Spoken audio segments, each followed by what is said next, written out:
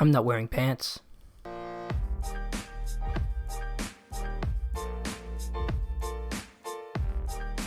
Hey guys, it's the Agnosticator. I have to be honest. Up until now, pretty much all the videos on my channel have been really negative. And I've decided that I want to start putting out some more positive content. And in fact, from now on, I'm only going to do positive content. It's going to be great. So today, to kick this off, we're going to talk about depression, or more specifically, about how depression is a total bitch. You see, I've struggled with depression for pretty much my entire life, literally as long as I can remember. But I've never really done anything about it. And I guess that's the funny thing about depression, is that you know you have it, or at least sometimes you know you have it. You know that you should do something about it, but you really never have the motivation or the will to even do what you need to do. And that's even if you know what you're supposed to do. I mean, for me, at least, it doesn't feel like there's anything I can do. So this is basically how the cycle has always worked for me. I don't really enjoy things in life. I don't really enjoy things, you know? Sure, I have high points like, you know, when I get a promotion, or when I get a raise, or when I am having sex, when I'm literally high, or when I'm having more sex. But these high moments, they don't last very long, and they're usually pretty few and far between, to be honest. It's basically the world's worst roller coaster ever. But every so often, and I mean, it's months in between times that this happens, but I'll wake up and it's like a switch has gone off in my brain. I have motivation, I have energy, which is something I hardly ever have. And I actually, feel motivated to do something, to actually do something about it. And I don't feel like I'm a total useless sack of shit those days. And it's great. It's like this flood of endorphins in my brain that makes me feel like a normal person for a day. And sometimes it's a few days, and like I'm hyper productive during these periods. My wife thinks that like I'm obsessed during these periods, because like I'll find something that I actually have some feeling towards, something that actually gives me, like a feeling of purpose almost, that I don't really ever have. And so like I do sort of get obsessed with that, but it's not because I have an obsessive personality. It's because I'm chasing that high, because I know it's not going to last very long. So today is actually one of those days, to be honest, which is why I'm making this video. I mean, I really like making videos. It's one of my favorite things to do. But half the time, I just feel like, what's the point? I mean, literally, it's not enough that I just enjoy it, because I in the back of my mind, all I think is, it's not good, it's not funny, nobody's going to watch it. Literally, I've gotten halfway through making videos before I've finished the recordings and I've started editing it, and I've just decided, you know what, I hate myself, I hate this, nobody's going to watch this is stupid. I just delete it. I can't tell you how many times that's happened. If you're watching this, it means that my motivation and energy has lasted just long enough for me to edit and put this video out there. And even then, I might just go back and delete it later. But this happens to me all the time. Like, I lose the passion that I had for things that used to really make me happy, things that used to really make me, feel fulfilled and give me purpose. It's like they never did in the first place. And it's a scary thing. And literally, I have kids, and I love my kids more than anything, but there will be days when I just don't have energy or motivation, or even feel like being with them. And in my mind, I know that's ridiculous, because I know that I love them. I know that I love spending time with them. I know it's like literally my favorite thing to do in the entire planet. But my brain is just like, fuck you. I'm just going to do what I want. No matter what what I really want inside, what I know that I want inside, I cannot feel the way that I know that I should feel about these things, or the way that I believe I should feel about these things, because I know that I truly do love my kids. And this makes me feel like even more of a sack of shit. Of course, I still play with my kids, because I'd be a shitty dad if I didn't. But like inside, I literally feel like I don't want to be doing this right now. But then I still feel like even more of a sack of shit, because literally it's like I don't feel enjoyment when I'm playing with my kids. What kind of soulless monster am I? And that it turns into this loop from hell because I'm already feeling like crap. I already feel like I lack motivation. And then when things that I know that I should love that, I don't, I feel even shittier about myself. I feel like even worse of a person.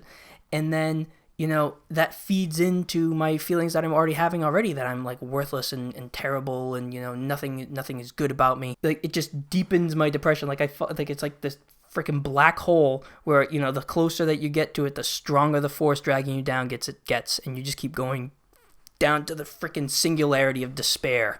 It's awful. So as you can probably see, that sort of pattern is really, really ridiculously hard to get out of. I've been trying to get out of it for a long time, and so it makes me wonder, why is that so hard to get out of? Like, why can't I just decide I don't want that anymore? Why can't I just decide in my head that today's going to be different? But I think I've identified like one of the reasons why it's so hard for me to do something about it. And yes, obviously there's some sort of physical thing happening in my brain that is causing this. In a sense, thoughts alone, my motivation alone can't change that. But also, I live in the United States of America, where basically the attitude is, suck it up, you're a wimp. Depression and mental illness in general, mental health issues in general, just are not prioritized the way that they should be. Seriously, my health insurance coverage for mental health visits and services blows goat testicles.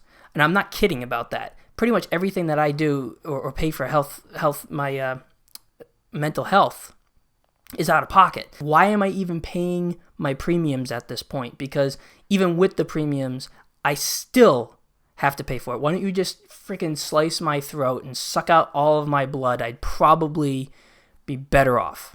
So with going to an actual therapist firmly outside of my budget, I've had to do pretty much all of the research on my own as to what can trigger my depression. And I've really had to kind of experiment with what triggers it and what helps it. And I've actually had some success doing that. I found that, my diet and my sleeping habits contributes a lot to the episodes that I have. And so by regulating that, paying attention to what I eat, paying attention to, how often I sleep and what sort of quality sleep I get, can actually help boost my mood a little bit and help with how often or regulate how often I have these episodes where I'm just, I have no motivation. I literally can't get out of bed.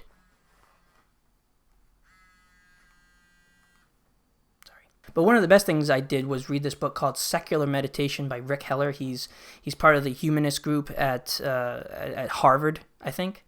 I'll put a link to the book in the description. Great book. You should read it. Even though the book isn't necessarily meant to help with depression, I found that, the meditations are incredibly helpful.